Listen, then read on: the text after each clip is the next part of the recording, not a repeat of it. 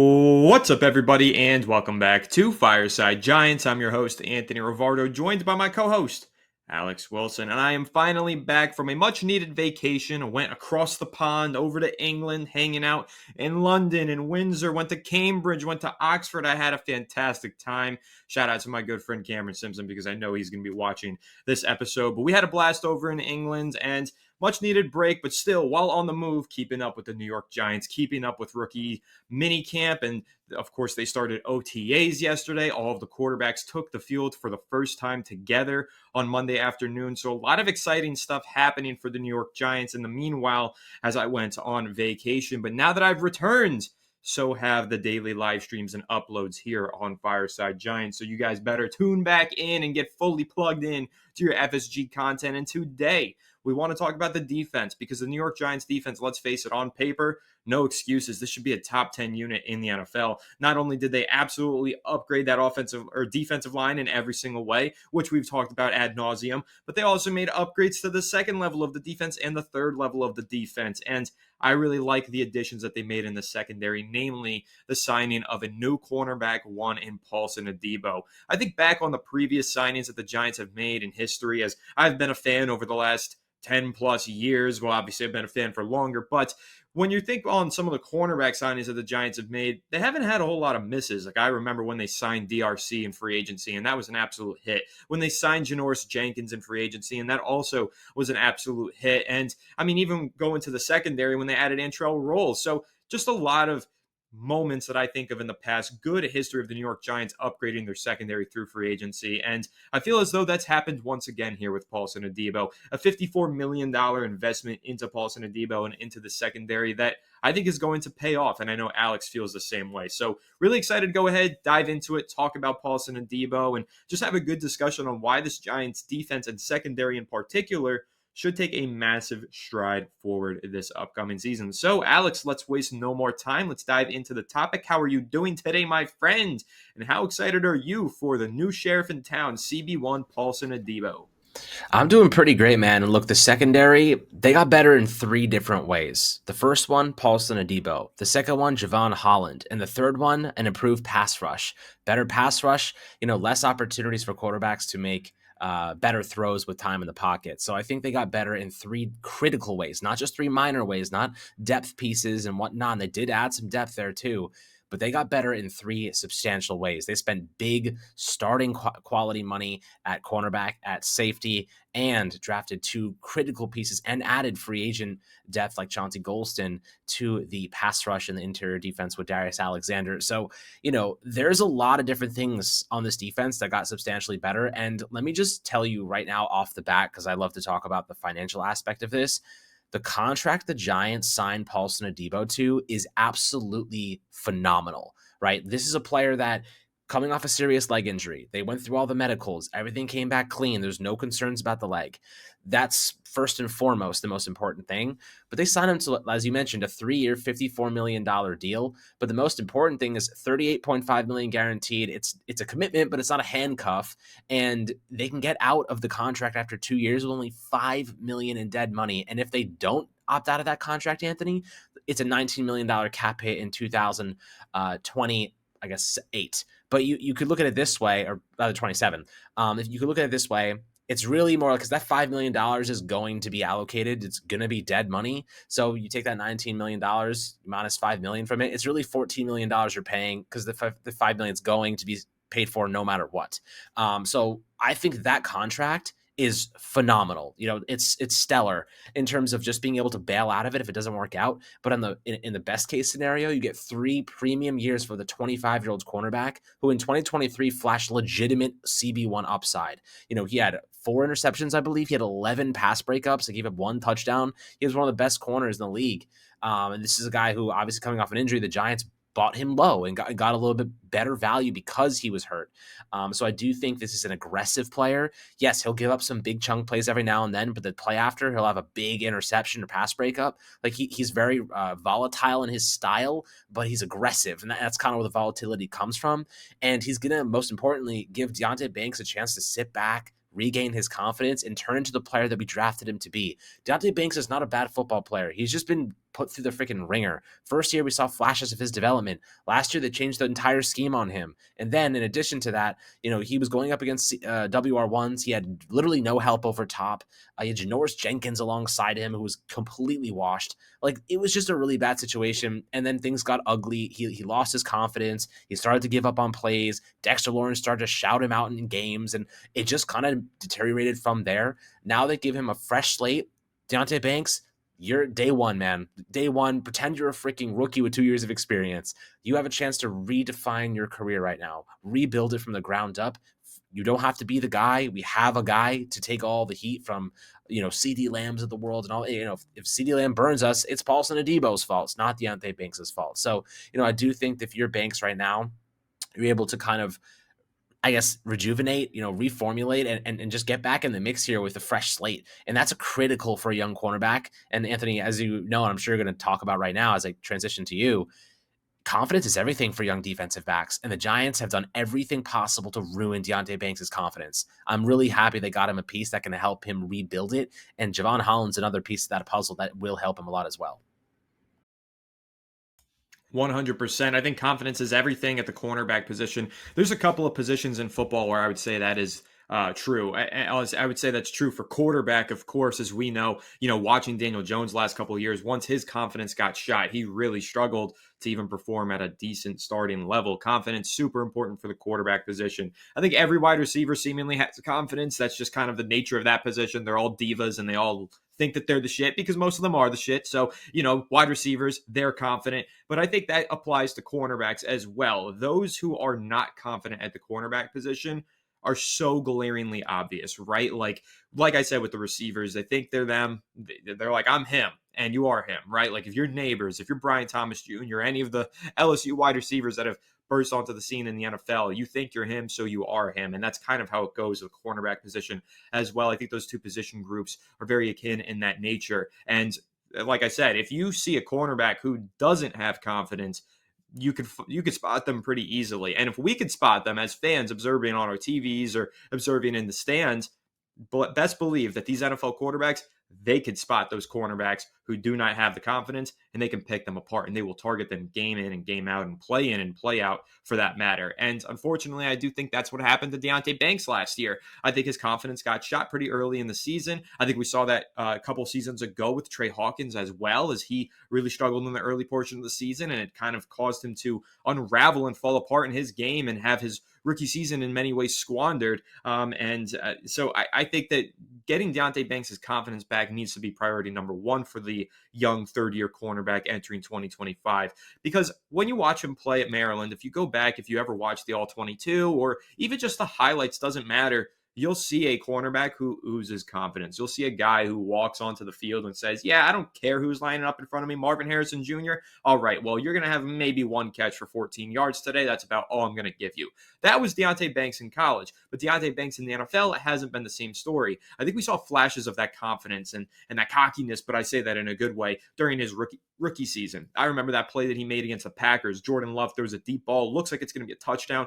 Deonte Banks just lays out for it, dives, tips it, incompletion, stands up, puts his hands behind his back, and starts nodding. That showboating nature that you see from good cornerbacks, right? That's what Deonte Banks had as a rookie. Last year, didn't see it. Instead, we saw him giving up on plays. We saw him struggling to get his head turned around. We saw him getting head topped all the time. It was an ugly season for Deonte Banks. But I do believe, as you said, Alex, in year 3, there's going to be pressure taken off of Deonte Banks' shoulders because of the addition of Paulson Adebo. Adebo is going to step in and play that CB1 role. And of course, I talked about recently on the channel in a solo episode how the Giants have a lot to handle in their division this year, especially when you're looking at, of course, A.J. Brown and Devontae Smith. But now the Washington Commanders have a 1-2 punch with Terry McLaurin and Deebo Samuel. And to make matters even worse, the Dallas Cowboys now have CeeDee Lamb combined with George Pickens. So the Giants, yes, they got a CB1 and they got a major upgrade there, but it's all going to be for naught if the CB2 position isn't solidified as well. And that's going to once again rest on the shoulders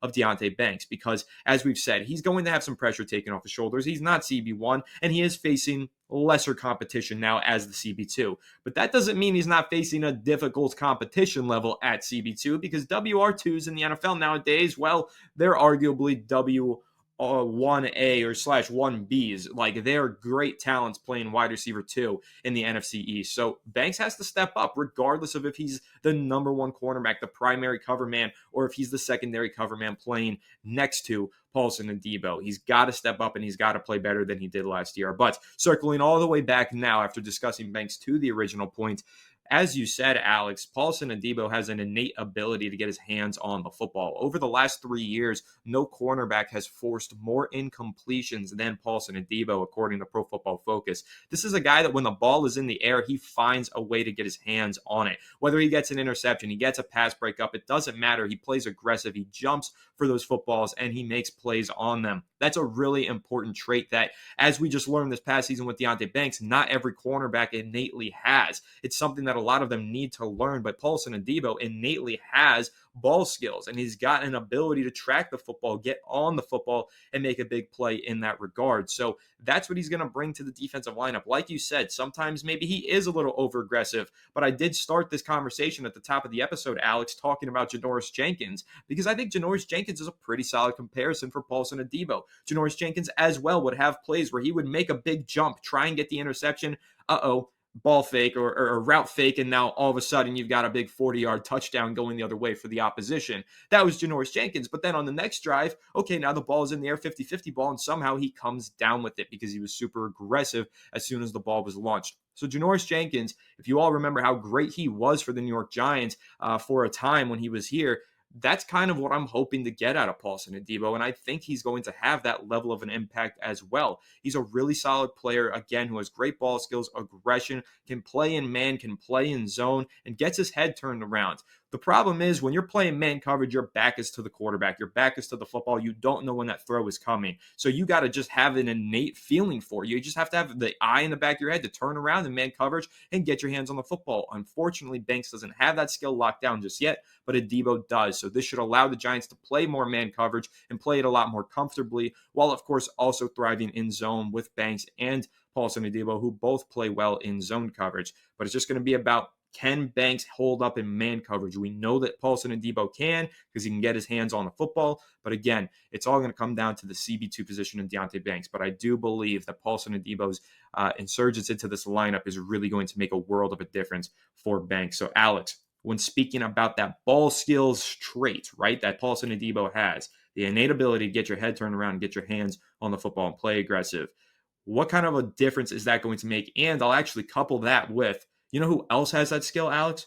Javon Holland. He forces a lot of incompletions as well, forces fumbles, gets interceptions. The Giants recognized the one weakness that was holding back their secondary was a lack of ball skills. So what did they do? They spent big on the guys with the most ball skills in free agency. And I think that's going to be the difference maker. So what's your take on that, Alex? Well, I'll tell you what, talking about just the ball hawking quality of Javon Holland specifically, when you have Dexter Lawrence and Kayvon Thibodeau and Abdul Carter and Brian Burns and Darius Alexander, you have an elite pass rush. What's going to happen is opposing quarterbacks are going to have to rush their throws. They're going to have to make premature decisions, and they're going to have to take riskier throws because of that context. And when you take riskier throws, you increase the probability of turnover-worthy plays. So if you're Javon Holland and a team is trying to beat you deep and they have Abdul Carter and Brian Burns screaming off the edge, you're going to be in a pretty damn good spot to, undercut those routes or overcut those routes or be there, knowing that this is where they like to take shots. They, you use it any team as an example, whether it be CD Lamb and then the Cowboys or the Commanders and Terry McLaurin, they love to take shots downfield. If we know this is a look they like, let our pass rush make them make a premature throw and, allow us an opportunity to create an interception. But like you said, Paulson Adebo, his ability to turn his head around and collect interceptions, this team is going to provide a ton of turnovers, and not just interceptions, forced fumbles too. Abdul Carter is a specialist when it comes to forcing fumbles. Bobby Okereke, a specialist. Brian Burns has had some success there. Micah McFadden has had a tremendous amount of success forcing fumbles. Tyler Nubin had a couple of forced fumbles last year. Like, they're going to be able to churn out forced fumbles, and the Giants are going to be able to churn out a lot of interceptions too. So, what is an offense's best friend? A defense that gives the ball back. So I do think that from a perspective of turning your head, and to be fair, like, I think that Deonte Banks had his moments as a rookie because of the leadership he had from Xavier McKinney, and there was a lot of different factors that benefited him. Last year there was no leadership in that secondary. There was no one to learn from. There was no veterans to learn from. This year, Paulson Adebo will be able to impart his knowledge, like how he gets his head around the cues he's looking for from receivers that tells him when they're about to catch the football. Those little things, the little tendencies, I do think matter, and I do think that they'll be able to learn. Banks will be able to learn, and Holland will be a huge security blanket. So, and like you said before, though, there's a lot of really good WR2s in the league now. I mean, the Cowboys just got George Pickens. So, Banks, if you thought you were going up against a measly WR2 against the Cowboys, not anymore. They have a really good player who, Pickens has all the talent in the world. He could be a superstar. He just has attitude problems. So, there's definitely a lot to look at when it comes to this defense, why they built this pass rush the way they have, because this division, the NFC East, to win the NFC East, you have to have a great pass rush, right? They have great offensive lines. The Downs routinely put out great offensive lines. Last year was so-so, but they got Booker, that right guard. They upgraded a couple spots. So, the Eagles consistently have a top 2 ranked offensive line in football. The Commanders are improving as well. They had, their issues, but I do think they're probably going to be better in year 2, more stable at least. So, Anthony, looking at the pass rush just for a split second, how important do you think it is to have that pass rush to aid the secondary, especially in our division? It was getting Abdul Carter wasn't a consolation prize, in my opinion. It was a necessity. He was a great pick just because of the teams that we have to play twice a year. Absolutely true. I mean, listen, we know this as Giants fans. A pass rush can make all the world of a difference for a secondary.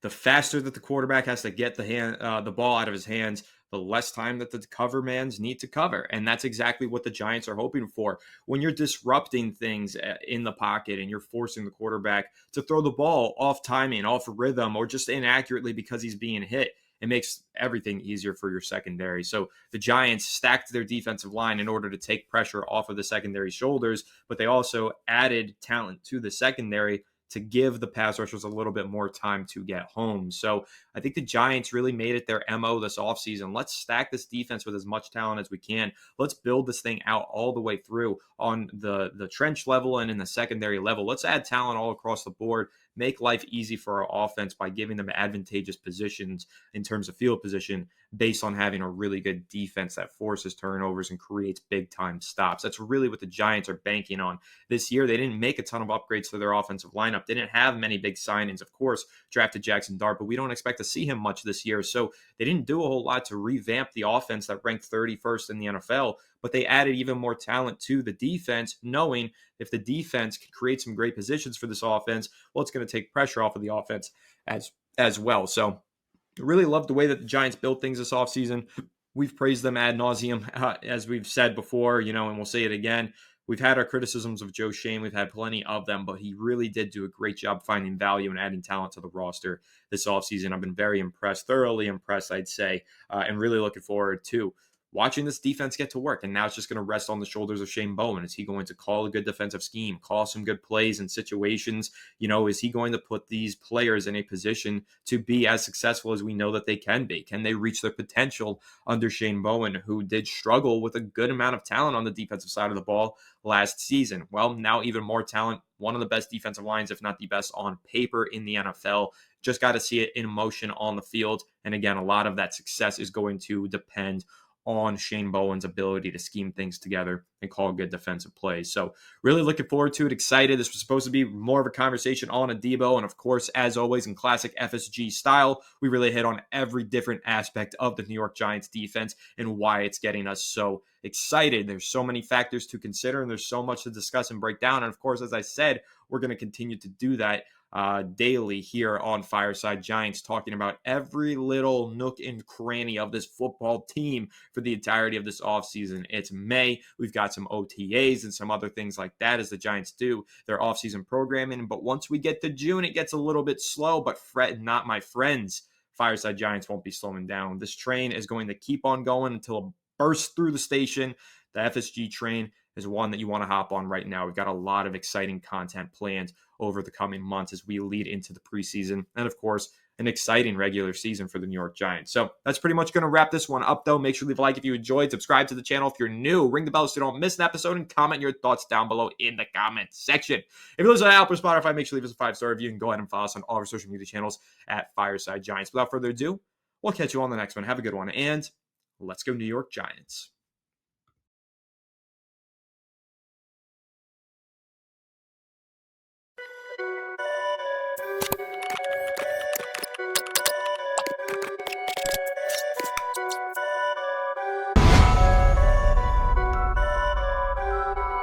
Perfect.